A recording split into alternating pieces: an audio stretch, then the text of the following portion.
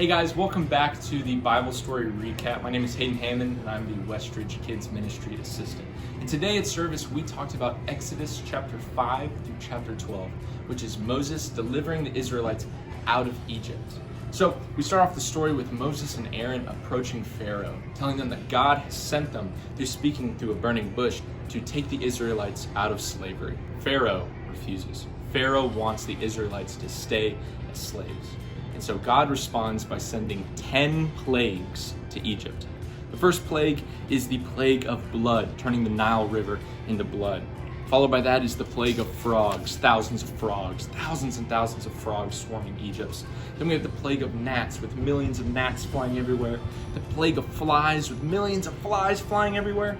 And the plague of the livestock, which caused all the livestock in Egypt to die, which took a big source of their food away from them. Then we had the plague of boils. The Egyptians got covered in these massive boils all over their body, making it uncomfortable to move, sit down, or even sleep. Then we had the plague of hail, where it hailed, hit ice thumping on all the Egyptians' heads everywhere they went outside. Then the plague of locusts. Locusts were sent to Egypt and ate all the crops. Now all the livestock and crops were taken away from the Egyptians. Followed by that was the plague of darkness, where for 3 days in Egypt, it was pitch black dark. But it says in the Bible, the only source of light in all of Egypt were in the homes of the Israelites. It shows that even God, throughout all these plagues, was protecting the Israelites, his children, the ones that he was going to save. Finally, after all 9 plagues, even though Pharaoh was still refusing to free the Israelites, God had one last plague, the plague of the firstborn.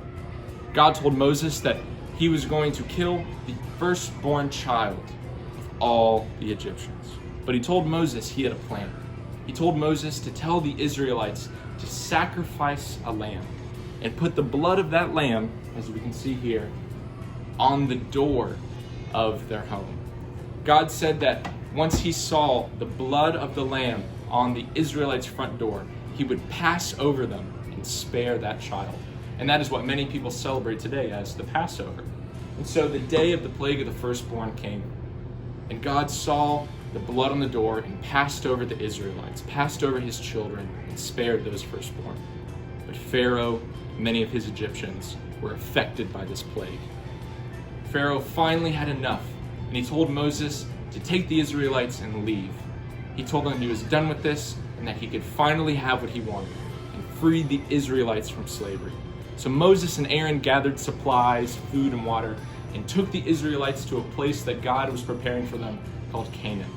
We can see from this story that even in the worst situations, even when the Israelites were stuck in slavery, God was still with them, and he delivered them from slavery and kept his promise. So make sure you're here next week as we continue the story to see what happened to the Israelites and Moses after they fled Egypt. The Bible is one big plan for God to give us Jesus to save us all. We love you. Peace out.